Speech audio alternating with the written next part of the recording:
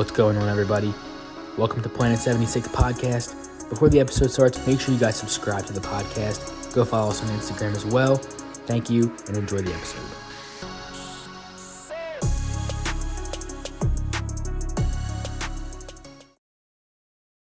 What's going on, everybody? Welcome into Planet 76, episode 73. And believe it or not, that's only 14 more points than Joel Embiid scored last night against the Utah Jazz with a 59-point performance, 11 boards, 8 assists, and 7 blocks. This is not a career game on NBA 2K. This is real life against the Utah Jazz, what Joel Embiid did.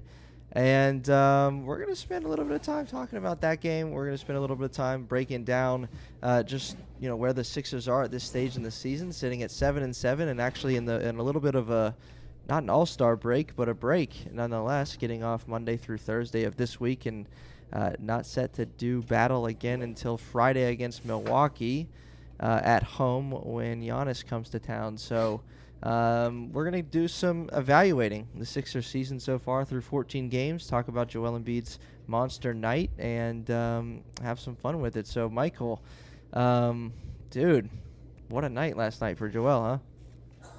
Oh my gosh. That was easily the greatest game I've ever seen. That was easily the greatest sports performance I've ever seen in real time. I don't know if I don't know if anything can top that.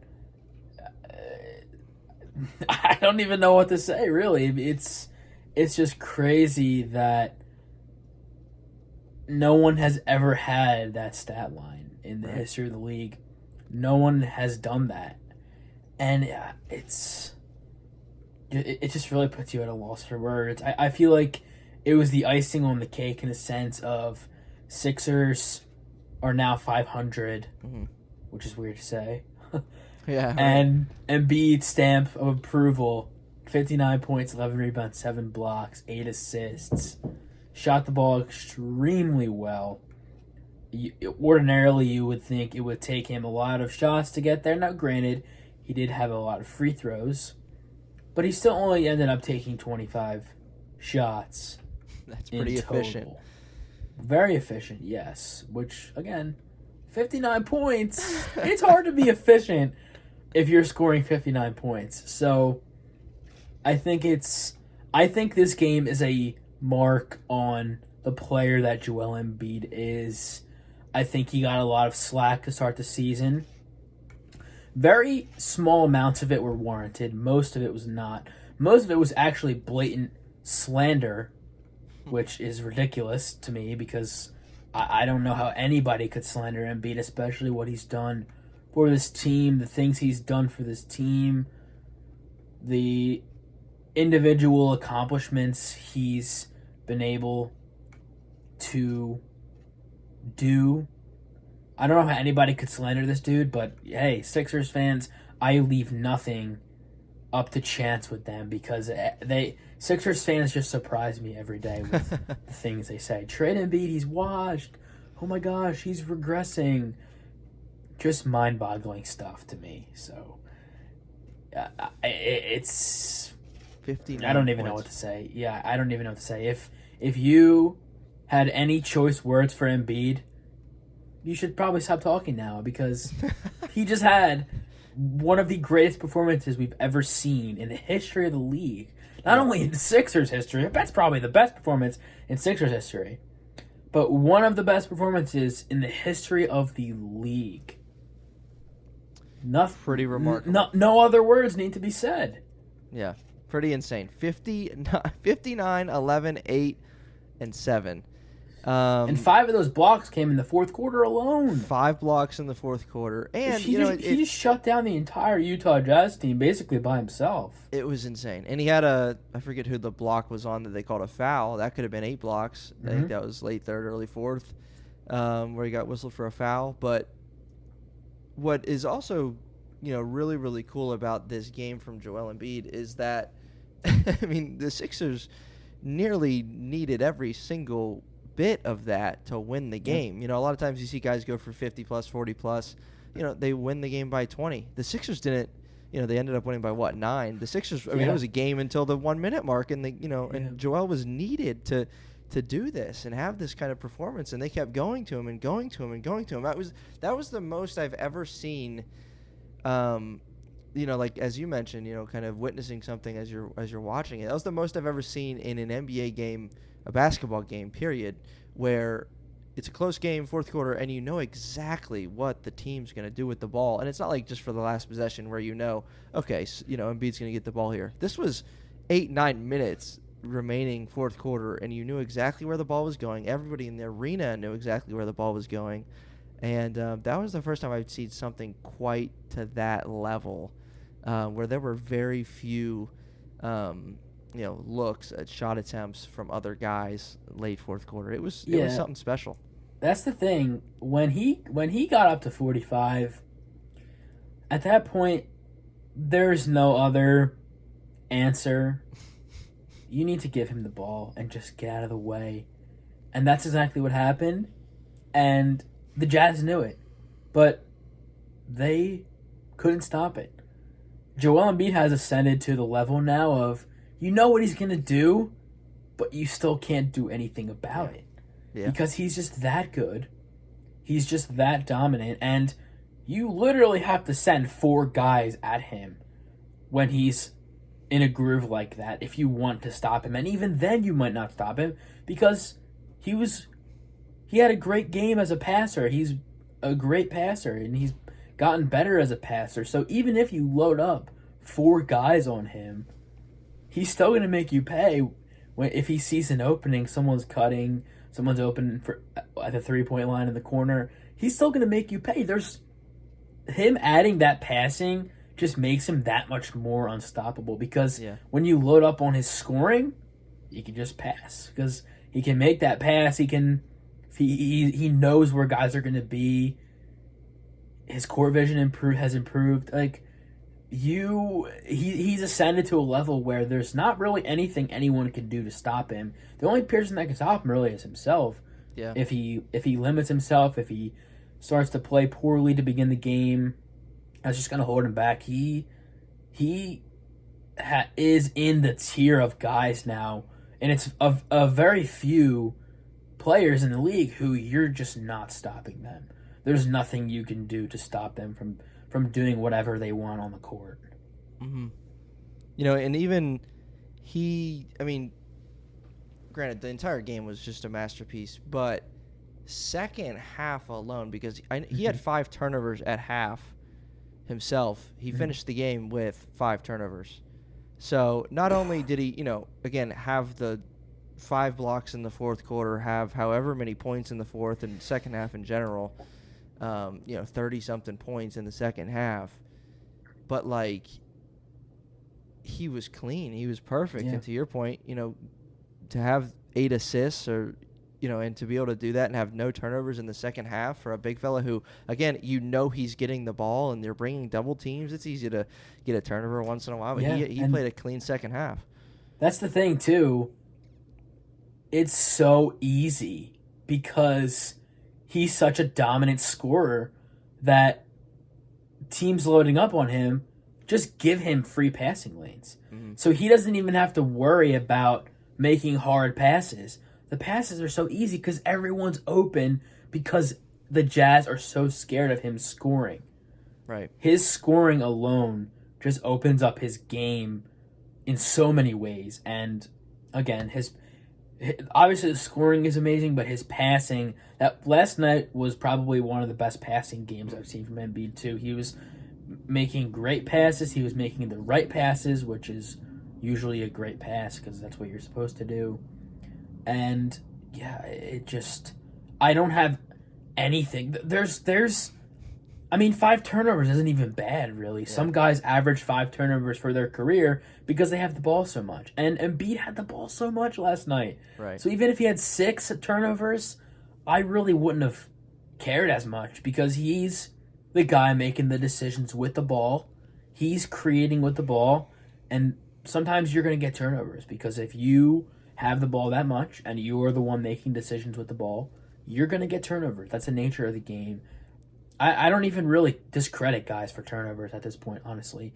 Especially those high usage guys. Luka, Russ, James Harden, LeBron. It's hard because they have the ball. They're the guy So who has the much, ball yeah. most on their team, and they're the one creating. So you're bound to make errors at some point. Hmm. Yeah. Yeah, but a perfect second half for Joel Embiid. Couldn't have scripted it any better. Um, and, not that I'm going to get, like, emotional here on the podcast because that'd be Yeah. pretty lame, but, like, think about the way Joel Embiid's career started Yeah. and the injuries and just the madness and just the lack of playing for 2 years. And then, he finds his way into the league. He still has injuries. He can't play back-to-backs. He's watching his minutes. And think about what he just did in back-to-backs in the NBA, Friday and Saturday. Or what? No, Saturday and Sunday. Saturday and Sunday. So He 24 had hours 42 before, on Saturday, in a didn't he? win against the Hawks, he had 42 points, 10 rebounds, 6 assists, 2 blocks, 2 steals. So 59 and 42 in a span of 24 hours for Joel Embiid is pretty good. Just remark. And again, considering where he's come from and considering just the journey that he's been on in the NBA, it's just pretty cool to. I mean, there's not a person in the NBA world that's not talking about what Joel Embiid did last night and even the night before. And again, several years ago, people even more so than are now. People were writing him off for sure. And so just really, really cool to see what he's been able to do with his NBA career and what he's been able to do for Philly. So, man, 59 points. What a game. Anyway, well, as you mentioned, though, that gets the Sixers to 500 at the little break that we're at in the season. So I think it's a good time to just kind of evaluate. I don't know about you, but we can get into, overall the 14 games, what it's looked like, and good, bad, and different. The last 4 games, obviously, I know we mentioned on last week's podcast that, James Harden being out, we kind of want to just stay afloat. I forget the exact wording that we used, but basically what we said was, we don't want to see when James Harden comes back that we're, 10 and 17 or whatever it is. So to get to 500 with a win over Phoenix, Atlanta, and Utah is a pretty big deal. Like, that's a pretty good week, and just one loss at the Hawks, playing back-to-back with them. But now they're off until Friday, and so it's a good time to evaluate. So before we get into a little segment that I have that I think you're going to enjoy, what do you have in terms of just some evaluative thoughts on where the Sixers are right now, how they started the season to date, kind of, that kind of thing. I will give you a couple notes here. So one of the things that I just noticed today and kind of just some team statistics is that the Sixers' opponents are shooting a league low 31.5% from three-point land. So the Sixers have the best, according to that statistic, the best three-point defense in the league. And the opponent's field goal percentage, though, is the Sixers are about middle of the pack there. So that means really one thing, and that's that the Sixers' three-point defense is good, but their two-point defense is rather bad.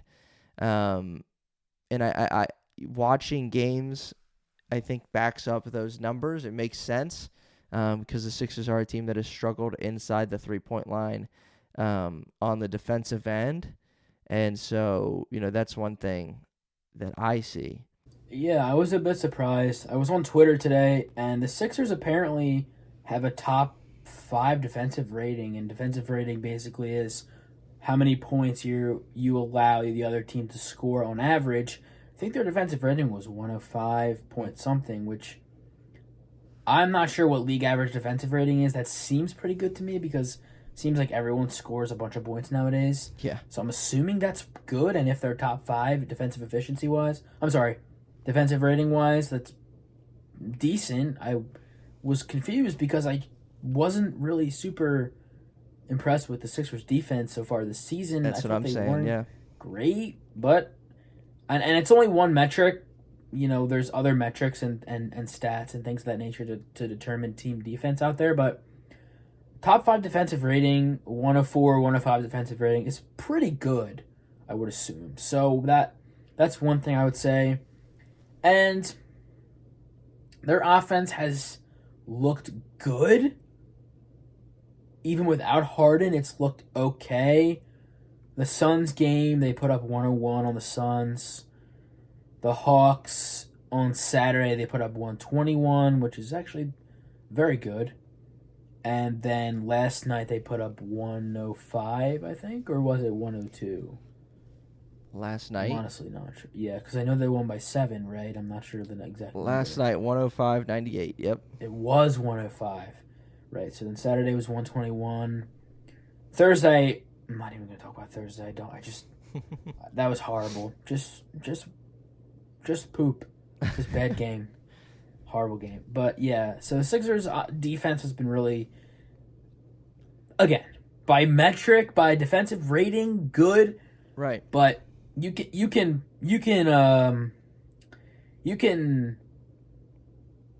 find flaws with any stat. So I wouldn't take that too heavily. I would take that lightly. And their offense has looked okay. I like. Mm-hmm. And obviously, without Harden, people are really underrating what Harden brings to this team. People have been saying, I've seen the Sixers offense looks bad. They haven't looked the same. Well, you do realize that they're missing a huge chunk of their team, right? you do understand that they're missing literally probably a third of their offensive output when it comes to scoring and assists and things of that nature. Shot creation. You do understand how huge of a piece James Harden is for this team, right? Apparently people don't get it, and that's one disconnect of people thinking the Sixers suck. They don't have the arguably their best offensive player right now. Right. How can you possibly be the best offensive team that you can without your arguably best offensive player? So that's kind of confusing to me. And I'm glad that their offense seems to be, like we talked about last week, staying afloat without Harden. Mm-hmm. A lot of that due to Embiid, obviously. Yeah. Maxi's had his fair share as well. I believe him and Embiid had great games on Saturday. They both shot the ball pretty well. They both had. I think Maxi had 31. Embiid had 42. I'm about 88% sure about that. Yeah. Let me see right here. Yeah, Tyrese had 26. 26. Well, on 10 of 18 shooting, which is great. Yes. Yeah. So, So what do you think though about the? So again, Sixers are the league best at defending the three, mm-hmm. but overall field goal percentage, including twos and threes, they're like middle of the pack. So 2 + 2 equals 4. That means that their 2-point defense is not good.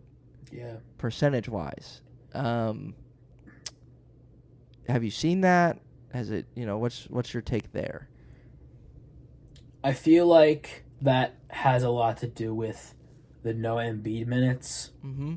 Because obviously teams aren't getting to score at the rim as much when Embiid is there.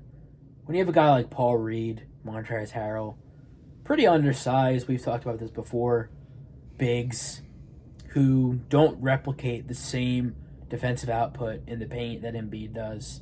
They can't do the things Embiid does defensively in the paint. And that's going to allow more scoring at the rim.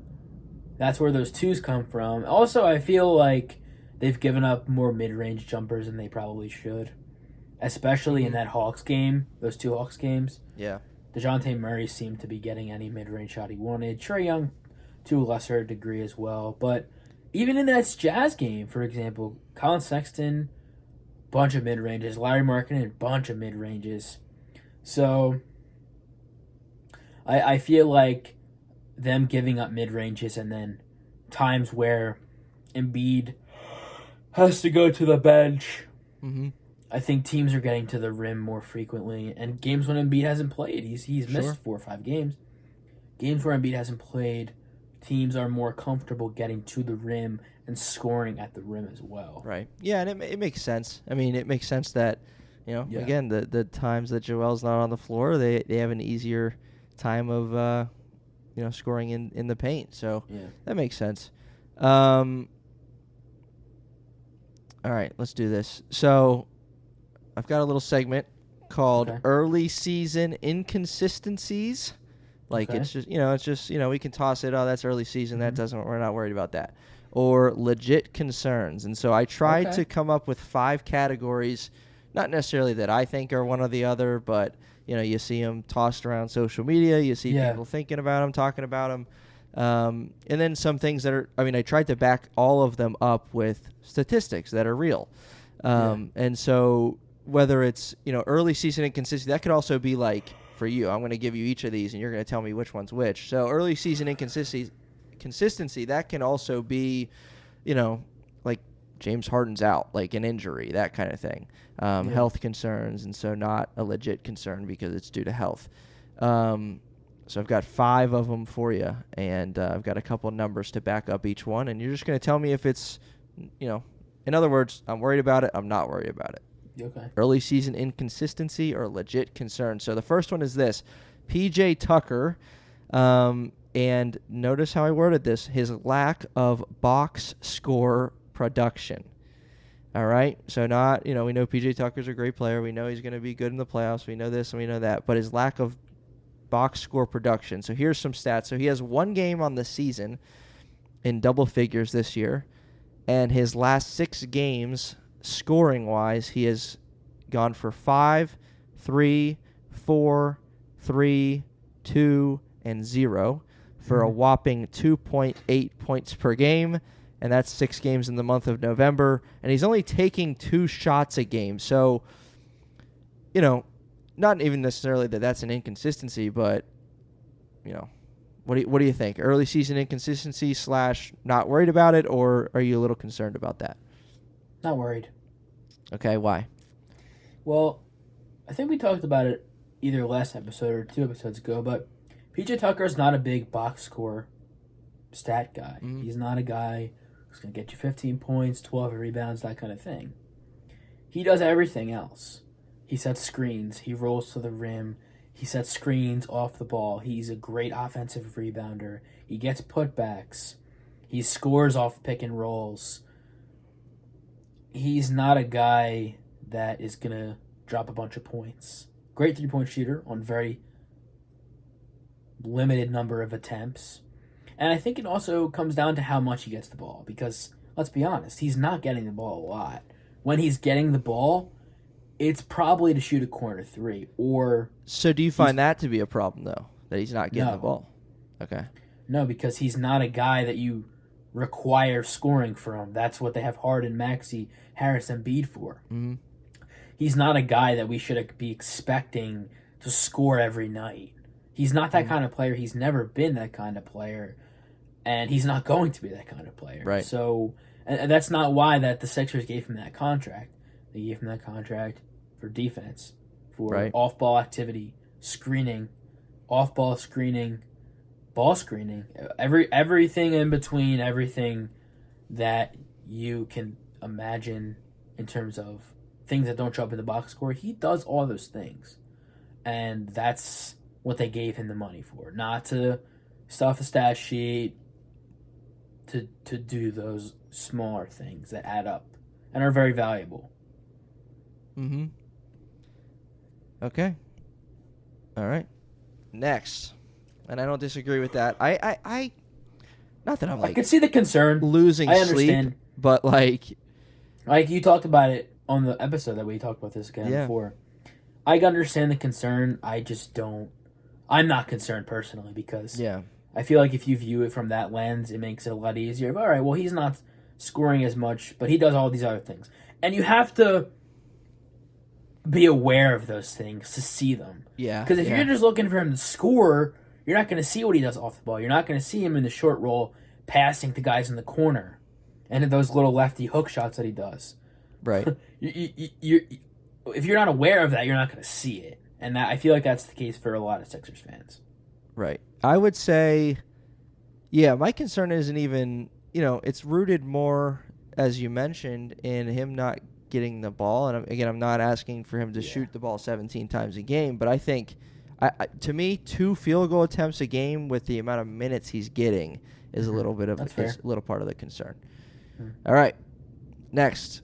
So Tyrese Maxey and his shot selection. He got a little bit of heat for the first time I think Tyrese ever got heat. So 4 of his last 6 games, he's been under 35% from the field, and he's been shooting a ton. Now, James Harden's not there in those 6 games, but again, this month of November, he's shot the ball 21 times per game. And, outside of that one Hawks game where he went 10 for 18 and another game where he shot the ball well, he's been around 20, 25, 33% from the floor, during this month. So is that just an inconsistency or is that a legit concern that you have? Inconsistency. Not worried, honestly. He's shown we have a much larger sample size of him being a super efficient scorer. We shouldn't be moved by a few handful of games where he shoots poorly. That happens to everybody. Yep. Happens to Luka. Luka doesn't even shoot that well, and he's just arguably the best player in the league. He does not shoot well at all. James Harden, for his career, has not shot well from 3. He's not a great shooter percentage-wise.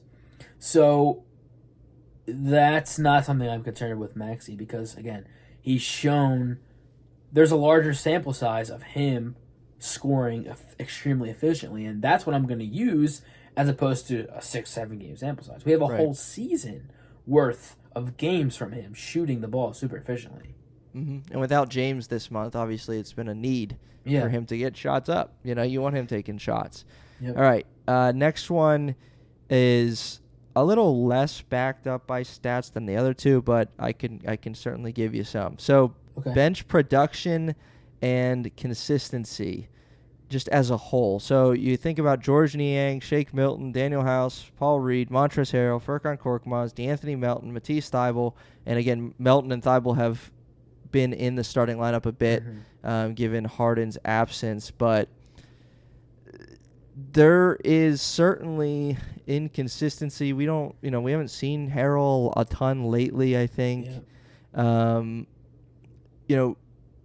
Shake was a guy who, for one stretch, I guess last year or even the year before, he was up over double figures. Now he's averaging just a handful of points a game and a handful of minutes a game. Niang is, he's only around 8 points a game. But he's probably the best one off the bench, the most consistent, I'd say, so far this season. Furkan's getting minutes here and there. There's just a lot of inconsistency. Are you concerned with the way that either the bench is performing or Doc is managing the bench? Any of that. Just give me a feedback on the bench. Yeah, I think bench performance as a whole, I'm a little concerned with. A very small, little bit concerned because one game you'll get a bomb from Niang. He had 7 threes in that one game. I think that was, what game was that? Who was that against? Was that the Suns? No. Hawks? Why can't I? I'm honestly not sure. But either way, it doesn't matter. And then you'll get a clunker. 1 point, 23 minutes from Niang. And that was against Phoenix, by the way. Okay. Yep. DeAnthony Melton's, I think DeAnthony Melton's easily been their best bench player. No bias, obviously. I love DeAnthony Melton, no bias. But I think he's been their best bench player. And I need to see more from House. Need to see more from Milton. He played well, though. I will say he had 11 points on Saturday against the Hawks. Saw a very solid game. Need to see more from him when he gets time. Need to see more from Harrell when he gets time. Although he's been, it's weird. I don't get what's going on with Harrell. Yeah, I think maybe it's Reed getting his minutes, things like that. But either way, you need, and you can't rely on your bench for scoring, but you need a little more consistency from your bench, especially a guy like Niang, especially a guy like House. They paid him 2 years, $8 million. He's a guy I expect more scoring from than I do with Tucker. Yeah, for sure. So I've got a couple numbers for you here concerning the big man, one of the big men. So, and I didn't know this, Paul Reed is averaging 0.5 points per game. Paul Reed has taken 6, 8, 11.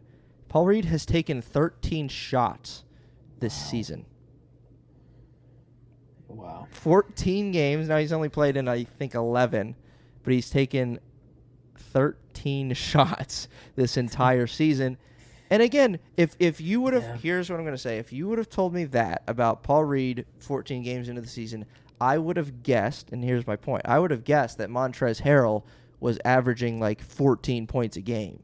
Yeah. But he's not. He's averaging 4.5. So, like, you see what I mean? Like, there's something going on there. Because I would have guessed, oh, Reed's not getting much minutes. Reed's not getting any looks. Harrell must be having a hell of a year. He's not. Yeah, he's not. So there's something going on there. And, I mean, am I right, though? Like, Reed's been getting more minutes as of late. As of lately, he's definitely been getting Harrell's minutes. And I think, personally, rightfully so. Mm-hmm. Obviously, that's a matter of opinion. But you're 100% right, though. Yeah, and Harrell has shown some flashes, but again, they've been rare and inconsistent. I'm going to pull up his game log here. So he had, he's only had one game in double figures, and that was 14 against the Knicks. That was a while ago. Yeah, that was almost 2 weeks ago. Yeah, right, exactly. He's at 7, he's at 9, he's at 3. Yeah, just inconsistent. And I'll be completely honest, that's not what I expected from Harrell. That's not what his last 6 seasons or whatever in the NBA have led us to believe about him at all. So I'm hoping he can figure it out. Yeah. All right. That's a good one. Okay. Lastly, this one might just be because couldn't think of anything else, but Sixers have struggled offensively without James Harden. And I noticed someone tweeted on the Twitter, prior to this past weekend, the Sixers had a 3-game stretch as, quote, the worst offense in the league, backed up by whatever offensive metric they were looking at. So that would be the games against Atlanta, New York, and Washington, something like that. Oh, those games were horrible. Yeah. So a 3-game stretch that was bad. Obviously, Joel carried them this past weekend. So obviously they're struggling and Harden's not there, but are you concerned with the fact that, don't answer this like, oh, Harden's going to be back. Answer this in terms of like, oh, that's a little concerning if Harden's like hurt in the playoffs or something. Yeah. Like concerned, just some inconsistency. They're figuring it out. What are your thoughts? Yeah, it's concerning if it happens in the playoffs. Yeah. You need that for the playoffs. Last year, it didn't happen. And we saw what happened then. Mm-hmm. And, again, the same themes will reoccur if this happens in the playoffs. You're missing a huge chunk of your offense, and you have to rely on Embiid, maybe sometimes too much to their own detriment, because he's not going to be scoring 59 in the playoffs, and someone else is going to have to contribute. So if it's no James Harden, who is going to be? It's going to have to be Tyrese Maxey, Tobias Harris. But are they going to be able to do that? Are they going to do that? And that's a huge question mark. You shouldn't need to rely on those guys. That's what Harden and Embiid are for. Those are your guys. Everyone else files in line behind. And when you're called, you do your thing. But that's the question mark of missing Harden is, what does their offense look like? Yeah. Is their offense still going to be as lethal as with Harden? Right. That's the ultimate question. Yeah. And you again, as cool as it is, as happy that we were early in this episode to talk about Joel Embiid's performances as of late, you can't rely on that, and you shouldn't rely on it. You can't rely on it. You shouldn't rely on it. And it's just, he did that because the Sixers needed to win the game against Utah to get to 500, and that's not what you want.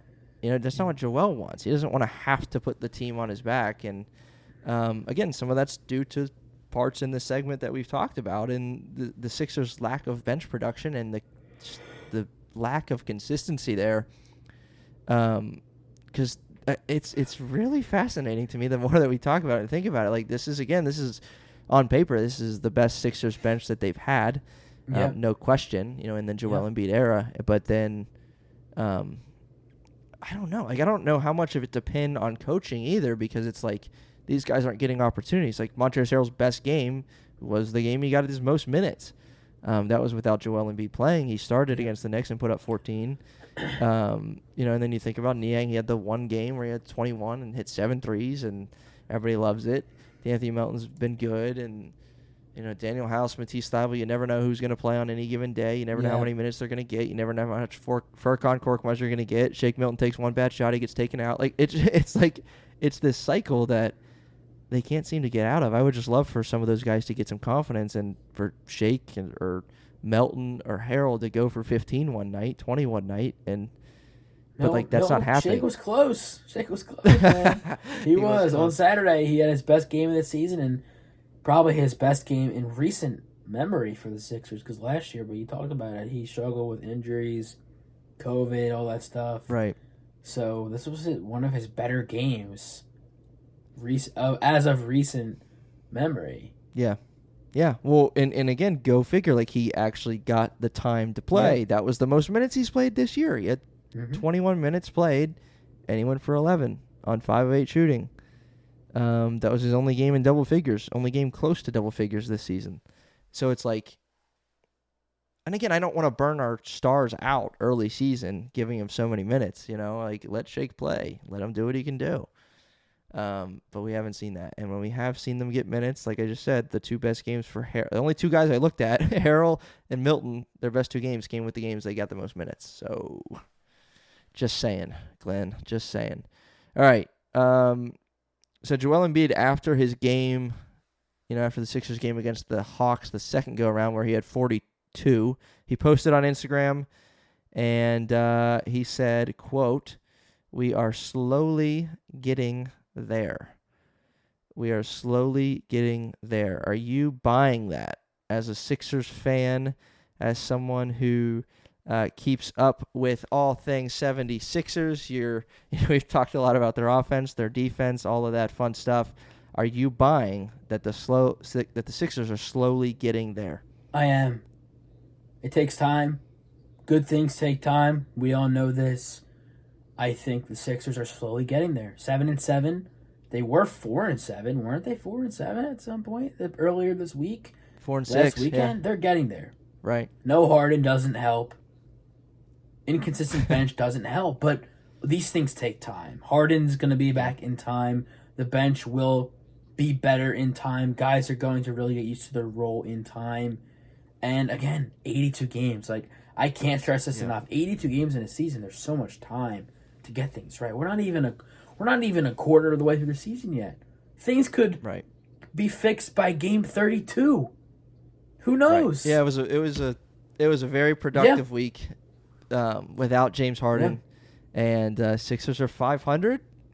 Get a few rest days, and we'll see if we can get over 500. Let's put 500 behind us. Let's put 500 behind us on this podcast, and maybe the next time we talk, that'll be in the rear view, and we'll be talking about where they sit in the Eastern Conference. But anyway, that is a wrap for episode 73 of Planet 76. We will see you next time.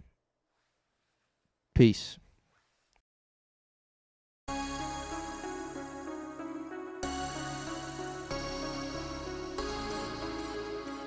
If you are a Philadelphia 76ers fan, this is the podcast for you.